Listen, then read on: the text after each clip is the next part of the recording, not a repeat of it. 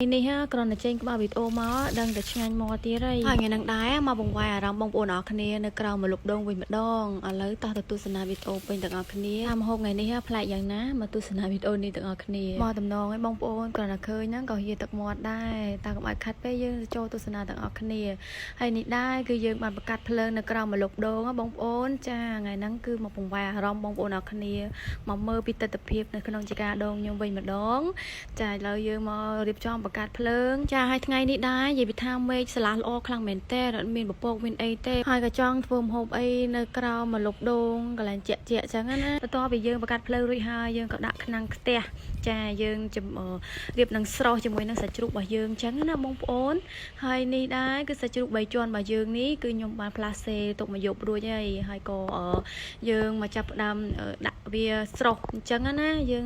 ថ្ងៃហ្នឹងដែរគឺខ្ញុំមកធ្វើមុខម្ហូបឆាសាច់ជ្រូកបំពងម្រះព្រៅអញ្ចឹងណាបងប្អូនទាំងអស់គ្នាហើយនេះដែរគឺអាចចចាមគាត់មកបានជួយរើសអូសចាមករើសអូសរើអីមកជួយធ្វើម្ហូបធ្វើអីអញ្ចឹងណាបងប្អូនទាំងអស់គ្នាហើយនេះដែរជាទស្សនវិជ្ជាមួយដល់ជាក់ភ្នែកវាថាកំសាន្តអារម្មណ៍បងប្អូនដែលនៅវាស្រែអញ្ចឹងណាបងប្អូនទាំងអស់គ្នាហើយនេះដែរនៅក្រោមចកាដងបងខ្ញុំតែម្ដងចាហើយនៅក្រោមមលុបដងដុំអីអញ្ចឹងមានដើមព្រីងដើមដង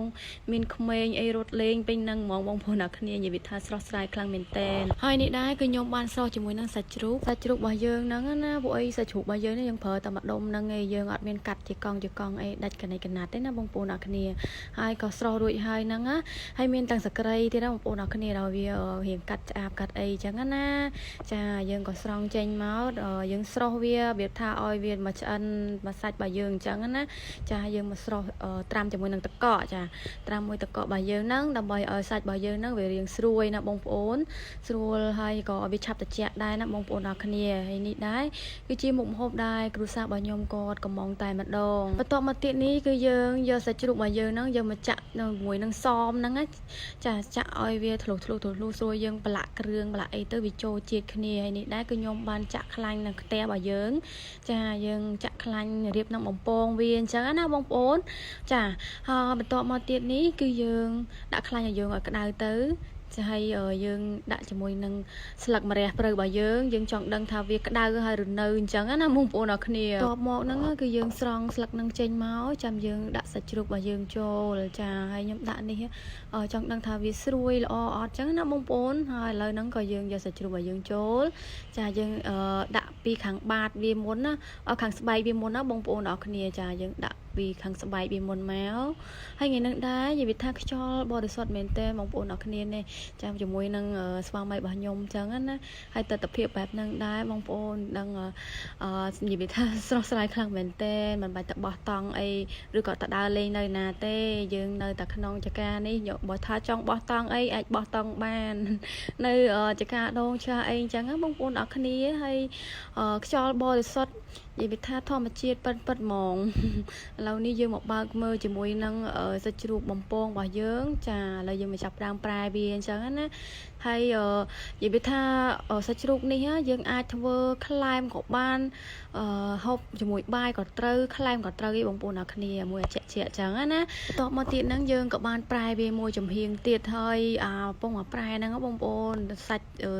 ស្បែកជ្រូកហ្នឹងឡើងស្រួយតែម្ដងហើយមុខម្ហូបមុខនេះដែរគឺខ្ញុំធ្វើដោយខ្លួនខ្ញុំចេះប៉ុណ្ណាគឺខ្ញុំធ្វើប៉ុណ្ណឹងបងប្អូនអរគ្នាបើបងប្អូនអរគ្នាធ្វើខុសពីខ្ញុំក៏ខមមិននៅខាងក្រោមវីដេអូនេះម្នាក់មួយផងហើយនេះគឺខ្ញុំចេះធ្វើប៉ុណ្ណាគឺខ្ញុំធ្វើប៉ុណ្ណឹងអាហ្នឹងគឺខ្ញុំនិយាយថាខ្ញុំធ្វើរសជាតិល្មមឆ្ងាញ់អីចឹងណាបងប្អូនអរគ្នាខ្ញុំចេះប៉ុណ្ណាគឺខ្ញុំធ្វើប៉ុណ្ណឹងបង្ហាញជូនបងប្អូនចឹងហើយបើសិនជាធ្វើខុសពីរូបមន្តបងប្អូនអីខមមិននៅខាងក្រោមវីដេអូនេះម្នាក់មួយផងហើយមុខម្ហូបនេះដែរគឺខ្ញុំចេះប៉ុណ្ណាគឺខ្ញុំធ្វើប៉ុណ្ណឹងតែម្ដងឥឡូវហ្នឹងក៏យកសាច់ជ្រូករបស់យើងហ្នឹងមកកាត់ជាកង់ជាពីរចឹងណាចានិយាយថាស្រួយអូយស្រួយបងប្អូនអរគ្នាហើយប៉ុណ្នេះចាហើយសាច់ជ្រូកនេះដែរគឺសាច់ជ្រូកផ្លាសេហ្នឹងតើតែយើងអាសាចាក់មើលខាងក្នុងបន្តិចបើមិនចឹងទេគឺវាអាចឆ្អិនខាងក្រៅវានៅឆៅខាងក្នុងចឹងណាបងប្អូនអរគ្នាពួកសាច់ជ្រូកយើងផ្លាសេអញ្ចឹងយើងវាអត់ដូចជាមួយនឹងសាច់ជ្រូកស្រស់ទេសាច់ជ្រូកស្រស់តែឆ្អិនខាងក្រៅហើយសាច់ខាងក្នុងវាក៏ឆ្អិនដែរហើយបើសាច់ជ្រូកផ្លាសេបើយើងអត់បានមើលដិតដល់វាទេវាអាចនឹងឆៅខាងក្នុងណាបងប្អូន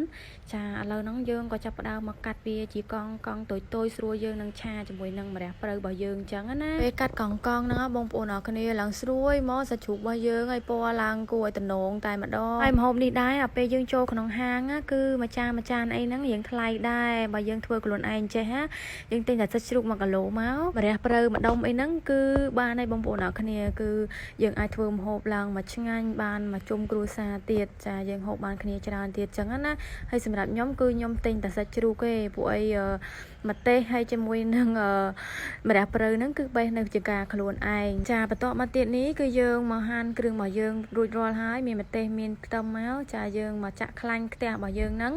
ចាខ្ទះឲ្យយើងបំពងមិញហ្នឹងណាហើយបន្ទាប់មកហ្នឹងយើងមកចាក់បំពងវាទៅចាបំពងឲ្យឈ្ងុយយើងដាក់គ្រឿងដាក់អីអញ្ចឹងណាបងប្អូនអរគ្នាដាក់ឲ្យឈ្ងុយទៅហើយនេះដែរគឺនិយាយថាខ្យល់មើលតែភ្លើងក៏ដឹងដែរចាខ្យល់ផាយផាត់ចុះឡើងហើយសិតតែឡើងផ្សែងពេញហ្នឹងហ្មងបងប្អូនអរគ្នាហើយម្ហូបមួយមុខនេះដែរតើតាចឹងបានឆ្ងាញ់ណាបងប្អូនអរគ្នាហើយឥឡូវនេះក៏យើងមកចាក់ថែមទឹកបន្តិចយើងដាក់ថែមគ្រឿងមានថាប៊ីចេងស្ករអំពិលទុំអីចឹងណាបងប្អូនពួកយើងឆាវាជូរអែមមកបងប្អូនអរគ្នាជូរអែមអញ្ចឹងมันឆ្ងាញ់ឯនេះដែរគឺយើងឆាគ្រឿងដាក់គ្រឿងក្រៅឆារួចបានយើងដាក់សាច់ចូលណាបងប្អូនចាហើយនេះដែរឡើងខាប់ហ្មងបងប្អូនអរគ្នាគាត់តែឃើញហ្នឹងក៏តំណងដែរចាហើយម្ហូបនេះគឺខ្លែមក៏ត្រូវហូបបាយក៏ត្រូវដែរចាគឺជាតិខ្លាំងមែនតែនហ្មងនេះហើយនេះដែរគឺខ្ញុំបានថែមទឹកបន្តិចដើម្បីឲ្យវាចូលជាតិជាមួយនឹងសាច់អញ្ចឹងណាហើយម្ហូបនេះដែរយើងធ្វើដាក់ឲ្យរៀងហិលបន្តិចបានវាចាប់មាត់អញ្ចឹងណាបងប្អូនអរគ្នាយើងក៏ភ្លក់ទៅចាបន្ទាប់ពីល្មមរួចរាល់ហើយយើងមកដាក់ជាមួយនឹងម្រះព្រៅរបស់យើងចូលនិយាយថាងាយបងប្អូនអរគ្នាសម្រាប់បងប្អូនដែលអ្នកចេះណាហើយបើបងប្អូនណាដែលមិនទាន់ចេះមើលវីដេអូនេះបានហើយសម្រាប់បងប្អូនអរគ្នាដែលធ្វើមុខម្ហូបនេះខុសពីខ្ញុំកុំភ្លេចខមមិនម្នាក់មួយផងហើយបើសិនជាមានរូបមន្តណាខុសពីបងប្អូនអីហ្នឹងកុំភ្លេចខមមិននៅខាងក្រោមនេះផងដែរចាហើយនេះម្ហូបរបស់យើងហ្នឹងនិយាយថារួចរាល់ហើយបងប្អូនអរគ្នាគឺតំណងខ្លាំងមែនតើឡើងខាប់តែម្ដងហើយជាមួយនឹងស្បែកជ្រូកស្រួយនេះទៀតនិយាយថាចាប់ជាតិចាប់មាត់ហ្មងណាបានដាក់ជាមួយនឹងអាជាក់ទៀតរត់តែអែមតែម្ដងបងប្អូនអរគ្នាហើយនេះដែរដល់បន្ទាប់ពីធ្វើរួចអាក្មេងអាចក់ចែមិនរត់បាត់ទៅអស់លីងចាឥឡូវហ្នឹងក៏ខ្លែម្នាក់ឯងបងប្អូនអរគ្នាហើយការធ្វើម្ហូបនេះដែរគឺមានតែប៉ុណ្្នឹងឯងបើបងប្អូនស្រឡាញ់ចូលចិត្ត share វីដេអូនេះម្នាក់មួយផងបាយបាយ